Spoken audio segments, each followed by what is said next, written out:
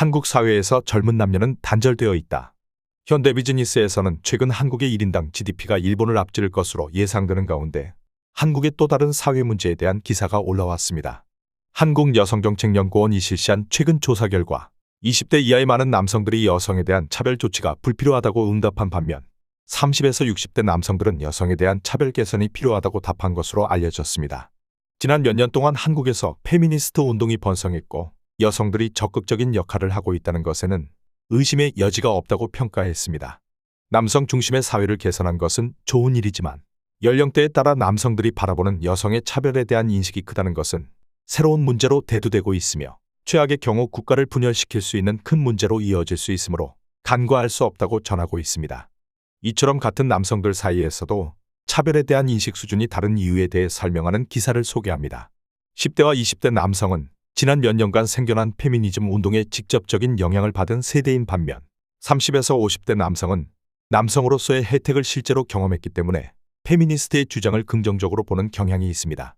특히 60대 남성은 한국에서 가부장제 혜택을 받으며 성장한 세대입니다. 결과적으로 여성 전체에 대해 잠재적인 부담이 있으며 페미니스트의 주장을 수긍하는 것 같이 보입니다.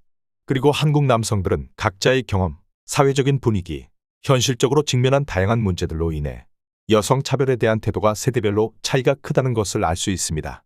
반면 할당제와 가산점제에 불만을 품은 10대와 20대 남성은 페미니즘 운동에 매우 민감합니다. 한국의 일부 페미니스트는 무슨 일이 있어도 가부장제와 맞서 싸워라, 남성 중심 문화를 타도하라, 남성은 잠재적인 가해자다와 같은 슬로건으로 모든 남성과 계속 맞서 싸워왔습니다. 10대와 20대 남성은 그러한 반남성적 상황을 용납하지 못할 수도 있습니다. 첫 번째로 정치에서의 할당제 시스템입니다. 국회, 지방의회 비례대표 추천의 50% 이상이 여성입니다.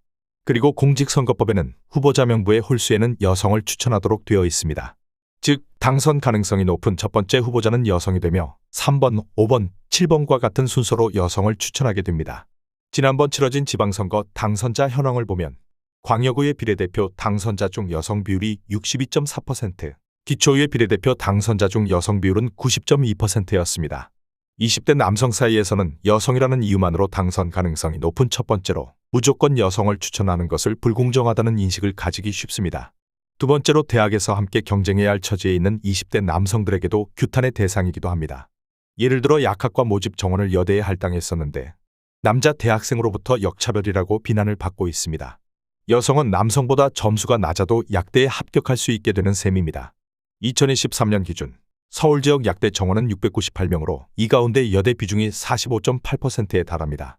세 번째로 정부 중앙부처와 산하공 공기관의 채용 및 각종 공모, 지원 사업에서도 할당제, 가산점제를 적용하는 제도가 확대되어 왔으며 그 결과 젊은 남성으로부터 역차별은커녕 기울어진 운동장이라는 불만의 목소리가 높아지고 있는 셈입니다.